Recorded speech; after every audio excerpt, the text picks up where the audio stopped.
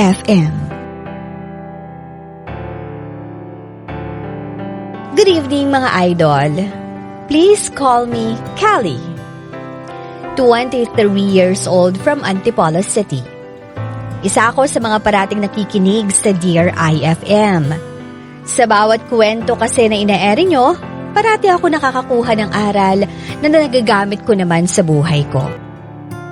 Ngayon pa lang, aaminin ko na sa inyo, medyo may pagka-spoiled brat ako dahil sa nag-iisang anak at babae pa. Halos lahat ng gusto ko, ibinibigay ng papa ko. Siguro yun ang way niya para mapuna ng pagkawala ng mama ko dahil sa panganganak sa akin. Close kami ng papa ko. Lahat ng nangyayari sa buhay namin alam ng isa't isa. Kaya nga nung sinabi niya sa akin na may girlfriend daw siya, alam ko. Pero hindi dahil sa alam ko, ibig sabihin nun, gusto ko ang nangyayari.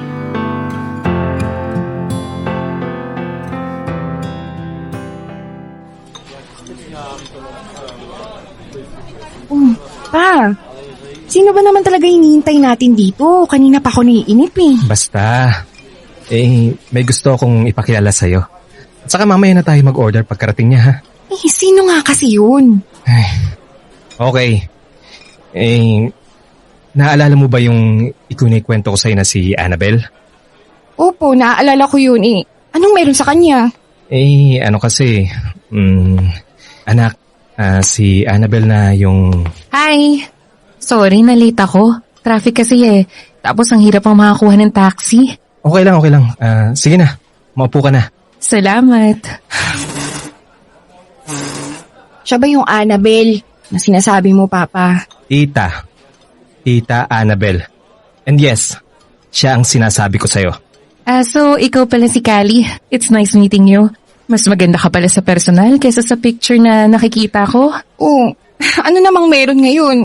Pati ako isasama nyo sa ganto nyo? Kasi, may gusto kaming sabihin sa'yo. At gusto kong magkaharap tayong tatlo. Hindi mo pa ba nasasabi sa kanya, Dino? Sasabihin ko pa lang sana kaso bigla kang dumating kaya heto. Okay. Medyo kinabahan ako Sana sinabi mo sa akin na hindi mo pa pala nababanggit. Baka mabigla yung bata kapag nandito ako. Nako, okay lang yan. Papa, anong dapat ko malaman? Callie, girlfriend ko na si Annabelle. Ano? Anong girlfriend? Ano ka naman magkakaroon ng girlfriend, Papa? Hindi ko naman alam na may nililigawan ka. I'm sorry. Gusto ko lang kasi na makasiguro muna ako bago ko siya ipakilala sa'yo. Yun na nga yung dapat Ipapakilala mo muna sa akin yung mga liligawan mo, Papa. Hindi yung bigla-bigla mo na lang kung gugulatin na may girlfriend ka na pala. Callie, your attitude. Nakakahiya sa tita Annabelle mo. Dino, okay lang. Hindi rin naman ako nag-e-expect na matutuwa agad ang anak mo Normal lang yung maging ganyan yung reaction niya. Callie, Iha, pasensya ka na ha. But I want you to understand na mabait naman akong tao. Mahal ko ang papa mo. Kaya sana magkasundo rin tayong dalawa. Naugutom na ako. Pwede na po ba tayo mag-order? Kanina pa kasi kumakalam yung tiyan ko Sige. Mabuti pa nga yun, kumain muna tayo.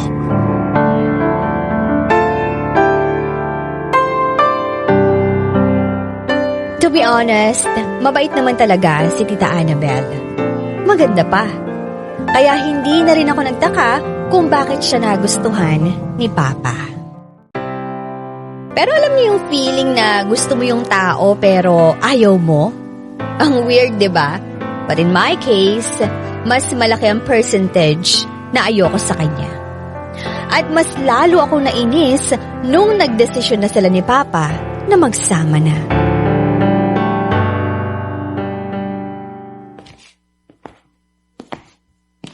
Good morning, Callie. Halika, maupo ka na. Nagluto ako ng breakfast. Nasa naman si Papa? Ay, pumasok na sa trabaho At ikaw? Bakit nandito ka pa? Wala ka bang trabaho? Wala na Pero nag-a-apply na ako online. So wala na. Yun Meaning nun meron dati. Ano nangyari? Bakit ka nawalan ng trabaho? Hindi ko na kasi kinayo yung stress at pressure sa trabaho. Tapos isabay pa na medyo demanding yung boss ko kaya ayun, nag-resign ako. At your age? Di ba dapat sanay ka sa mga ganong sitwasyon?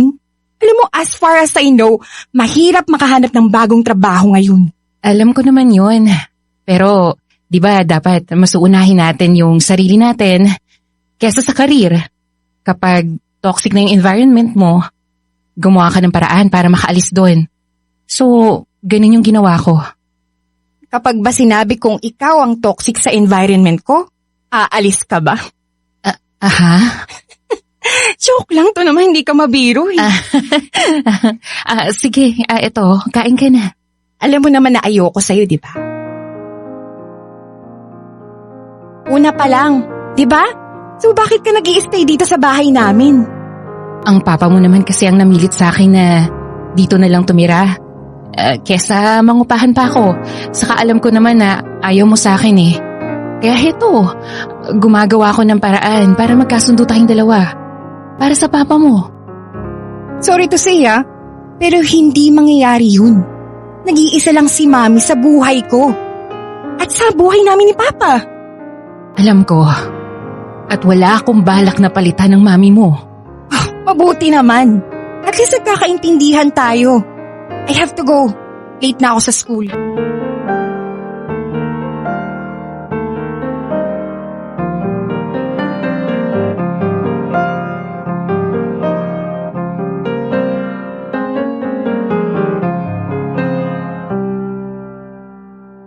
Kali, pwede ba kitang makausap tungkol sa tita Annabel mo? Again?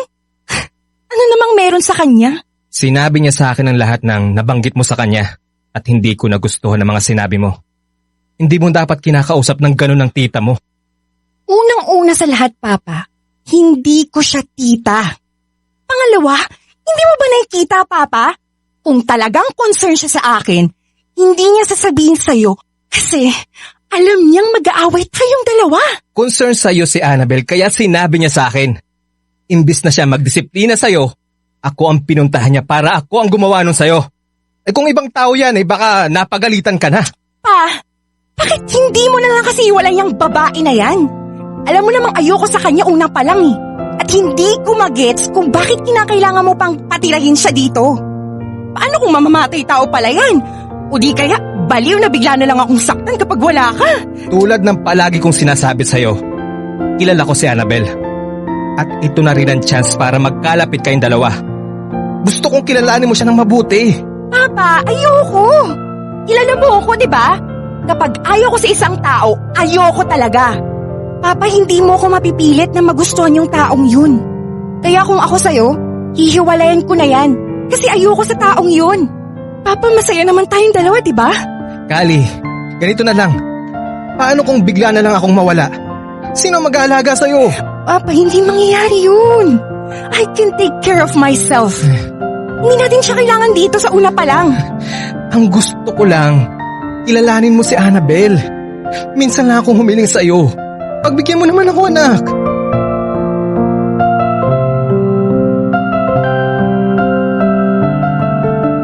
Aware naman ako sa mga ginagawa ko. Sa kung paano ko tratuhin si Tita Annabel. Sinubukan ko rin naman na kilalanin siya pero ang hirap magpaka-plastic. Lalo na kung ayaw mo naman talaga sa taong yon. Kali, anong ibig sabihin nitong exam mo na puro bagsak? Bagsak? Nababasa niyo naman po sa papel, di ba? Huwag mo akong pilosopohin. Ang gusto kong malaman, bakit bagsak ka? Dino, tama na yan. Hindi mo maaayos to kung hindi mo kakausapin na mahinahon si Kali. Huwag mo nang ang pagtakpan yung batang yan. Hindi yan dinadaan sa mahinahong usapan. At ikaw, Kali, di ba ang usapan nating dalawa, ibibigay ko ang kahit na ano, huwag mo lang pababayaan ang pag-aaral mo. Sige nga pa! Sige, sabihin mo sa akin! Yung sinabi ko bang hiwalay mo si Tita Annabel, ginawa mo ba? Di ba hindi? Hindi ko na alam kung anong gagawin ko sa yung bata ka. Ang palagi mo lang iniisip ang sarili mo. Hindi ba ganun mo ako pinalaki? Ang sumusunod sa gusto ko? Bakit hindi niyo ba magawa yung gusto ko? Nahiwalayan niyo yung babaeng yan! Ano bang problema kay Annabel, Kali? Ang pait-pait sa inong tao. Kahit palagi mong sinusungitan, inaasikaso ka pa rin. Alam ko naman kasi yung mangyayari dyan. Kapag nagkaroon ka na ng panibagong pamilya, hindi mo na ako mapapansin. Siyempre, mas uunahin mo na yung babae yun kaysa sa akin. Ako lang ang pamilya mo, Papa. Ako lang. Wala nang iba. Kali, naiintindihan ko yung nararamdaman mo. Pero nangangako ako sa'yo, hindi mangyayari yun. Pwede bang wag ka makailam dito? Away namin to ni Papa o away pamilya to, hindi ka kasali. Kali, sumusobra ka na ha? Hindi kita pinalaki para mambastos ng ibang tao. Mag-sorry ka sa tita Annabel mo. Dino, okay lang. Huwag mong takutin ang bata. Okay lang ako. Intindihan na lang natin si Kali. Hindi ako papayag na babastusin ka ng batang yan. Lalo-lalo na sa harapan ko. Kali, mag-sorry ka ngayon din. Hindi! Ayoko sa inyo! Ayaw mo? Sige, magmula ngayon, babawasan ko ng allowance mo. School bahay lang ang pupuntahan mo dahil grounded ka. Kukuha ko ng service mo para masiguro ko na susunod ka sa gusto ko. O sige! Magsama kayong dalawa!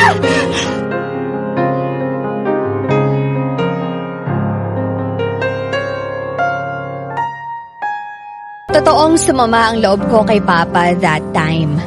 Pakiramdam ko, nawalan ako ng kakampi sa mundo.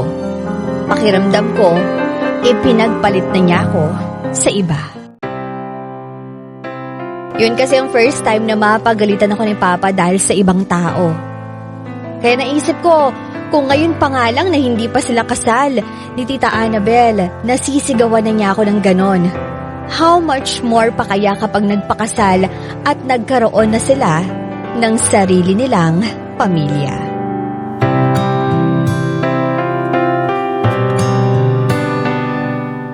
Buong araw kong hindi pinansin noon si Papa.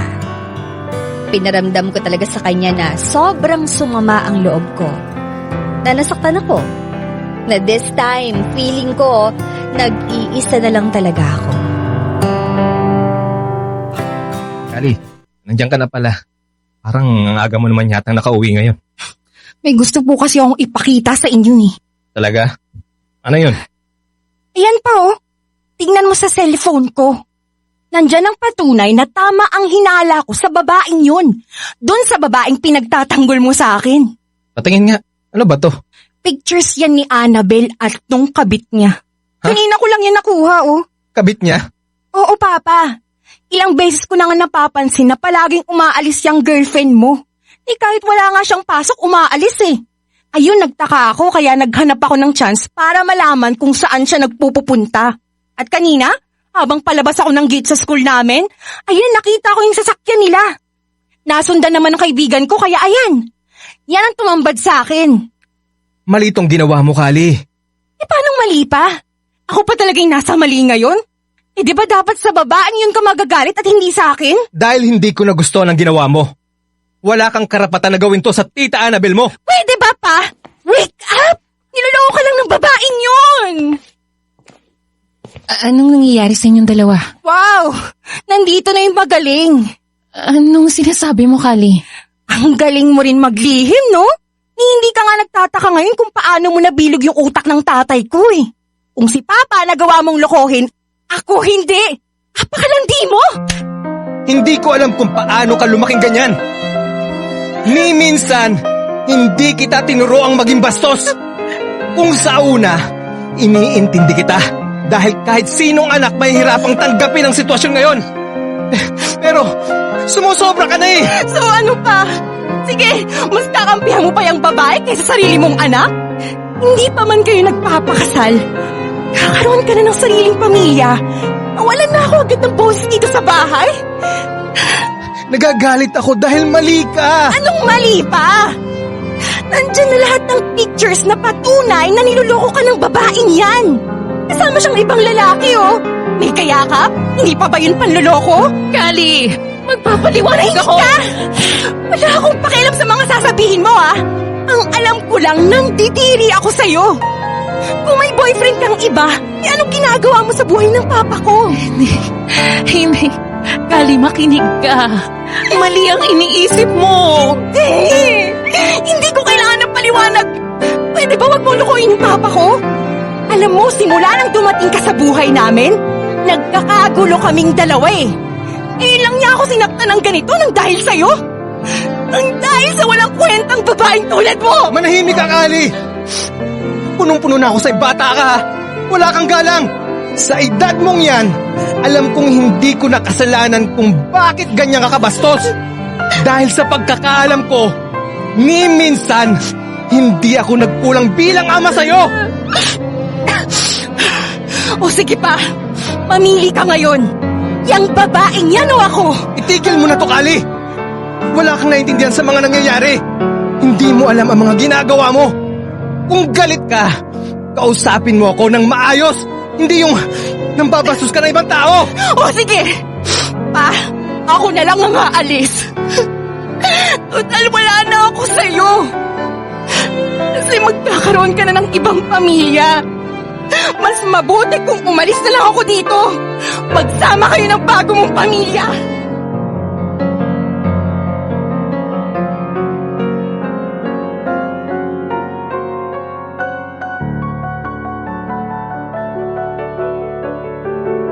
Humingi naman ako ng tawad kay Tita Annabel. Pero syempre, hindi yun galing sa puso ko. Labas sa ilong ang paghingi ko ng tawad. Dahil pagkatapos noon, ganun pa rin ang pakikitungo ko sa kanya. Hanggang sa heto na nga mga idol.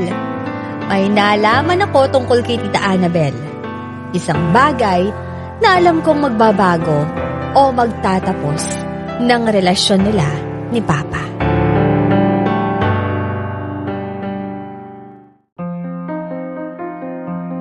Anak, pwede ba tayo mag-usap?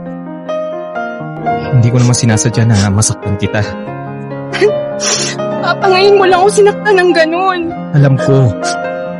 At sorry talaga. Nag-usap na kami ng masinsinan ni Annabel.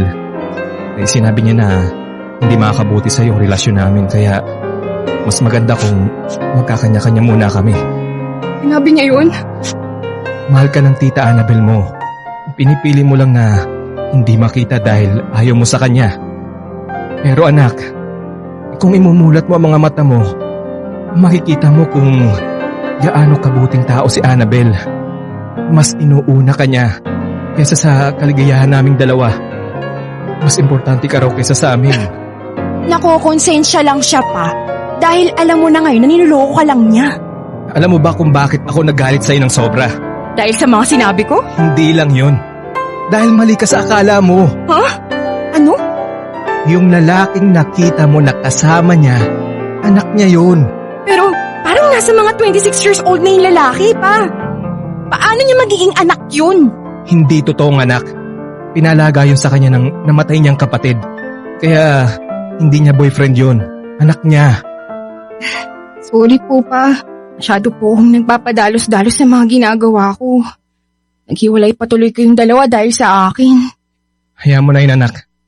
Sa kabilang banda naman, natuwa ako kasi doon ko napatunayan na kung totoong niloko nga ako ni Annabel, may karamay ako.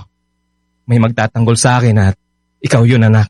Siyempre naman, Papa. Anak niyo ko eh. Tayo na lang dito sa mundo yung magtutulungan. Nag-iiwanan pa ba tayo? Eh, mabuti na rin at sa'yo nang galing yan. Anak, kahit magkaroon na ako ng ibang pamilya, huwag mong iisipin na kakalimutan ko. Kahit anong mangyari, hindi ko gagawin yun.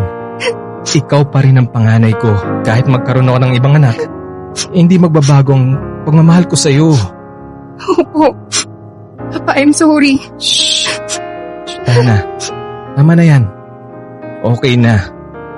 Basta, huwag mo na lang ulitin yun, ha? Opo. Tsaka, hihingi rin po pala ako ng sorry kay Tita Annabel. Tama yan.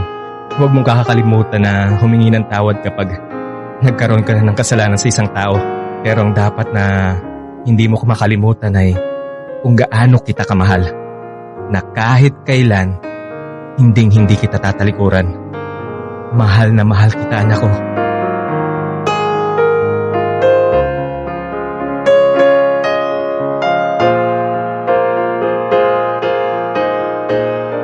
Si Tita Annabel ang umalis. After that, nag-celebrate ako. Sabi ko, kahit ano palang mangyari, ako pa rin pala ang pipiliin ng tatay ko. Pero kung anong saya ang naramdaman ko, ganun din namang lungkot ang nakita ko kay Papa. Halata sa kanya na nami-miss niya si tita. Dahil doon, nakonsensya ako ng sobra. Feeling ko tuloy, naging kontrabida ako sa love story nilang dalawa.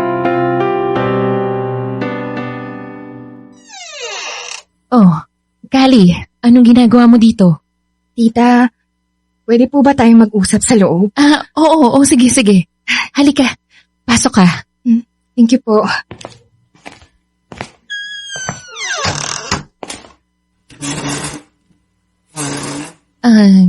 Paano mo nga pala nalaman na nandito ako?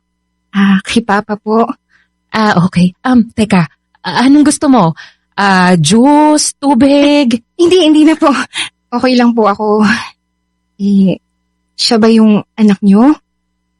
Yung nasa picture frame? Oo. Siya rin yung napagkamalan mong lalaki ko. Tungkol pala doon. Alam ko na po kasi yung totoo. Sinabi na po lahat sa akin ni Papa. At kaya po ako nandito para mag-sorry. Ang dami ko po atang nasabing masasakit na salita sa inyo. Naiintindihan ko naman yung naging reaction mo. Kahit sino naman, magiging ganun. Bakit hindi sa akin sinabi ni Papa yung tungkol sa anak mo? Actually, ako yung nagpigil sa kanya na huwag mo na sabihin sa'yo. Alam ko kasi na kapag nalaman mo yung tungkol sa anak ko, baka mas lalo mo kong aawayin. Baka isipin mo na pineperahan namin yung papa mo. Lalo na single mother lang ako. Pero hindi mo man lang po ba naisip na eventually malalaman ko rin yung totoo? Naisip ko naman pero hindi ko lang in-expect na sa ganoong paraan. Kaya Kali, kasalanan ko rin naman kaya nangyari yun. Pwede ba ako magtanong sa'yo? Sige po, ano po yun? Bakit parang ganun lang yung pagkaayaw mo sa akin? As far as I remember, wala naman akong ginagawang masama sa'yo. Actually, kinukuha ko pa nga yung loob mo pero ikaw tong lumalayo sa akin. Inoprotektahan ko lang po kasi ang Papa ko. Naiintindihan ko. I don't know kung nakwento na ba sa'yo ni Papa yung mga nangyari sa amin dati. Alam mo kasi yung si Papa, kapag nagmahal, sobra-sobra. As in, sobra na. Dumarating nga po sa point na nakakalimutan niya yung sarili niya. Oo nga, napansin ko nga yun. Nga lang, tita, may umaabuso sa pagiging mabait niya. Ever since na namatay si mama ko, parati siyang niloloko at iniiwan. Yung pangalawa nga po yung pinakagrabe. Nung iniwan siya ng babaeng yun, munti ka na siyang magpakamatay dahil sobra po siyang nasaktan. Hindi ko alam yun Talaga? Nakita ko po kung paano naging miserable ang buhay ni Papa. Buti nga, na-realize niya na kailangan ko siya. Kaya ayun, naging maayos po kami. After that, I promised to myself na hindi ko na siya hahayaang masaktan pa ng iba. Kaya ba parati mo akong inaaway para ako na mismo lumayo sa papa mo? Kaya nasa isip ko po lagi na kasi iwan mo rin si Papa sa bandang huli. Kaya mabuti ho, ngayon na lang 'di ba? Kaysa naman patagalin pa. Ayoko na ulit masaktan ng Papa ko. Naiintindihan ko nararamdaman mo. At dapat lang naprotektahan mo ang papa mo. Pero Kali, mahal na mahal ko si Dino. Alam ko po yun.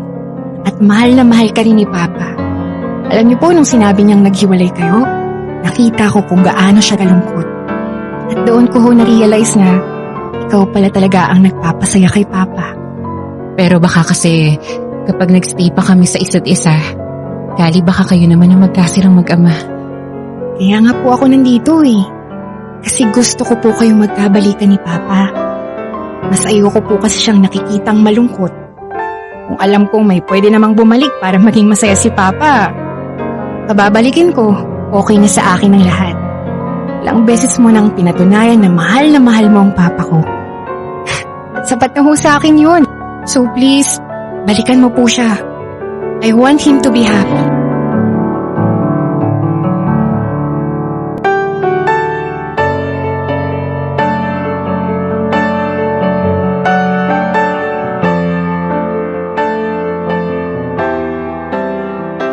Idol, sa ngayon, kasal na sina Papa at Tita Annabel. Or should I say, Mama Annabel. Tinanggap ko na talaga siya ng buong buo sa pamilya namin. Na-realize ko kasi ako lang pala yung may problema. Ako lang tong masyadong pinagdamot si Papa sa iba without thinking na syempre may ibang tao rin gustong magmahal sa kanya. For now, masaya kaming tatlo. At graduate na ako ngayon sa college at may maayos sa trabaho. Habang sina Papa, ayun, pa-travel-travel na lang. Simple man ang kwento ko, but I still want to thank you guys for reading my letter. Sana mas tumagal pa ang Dear IFM para mas marami rin kayong listeners like me na ma-inspire. Yours truly, Callie.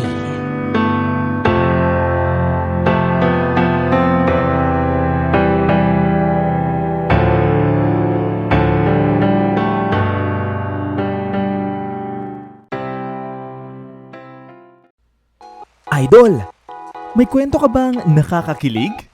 O di kaya naman may kurot sa puso? Pampa-good vibes.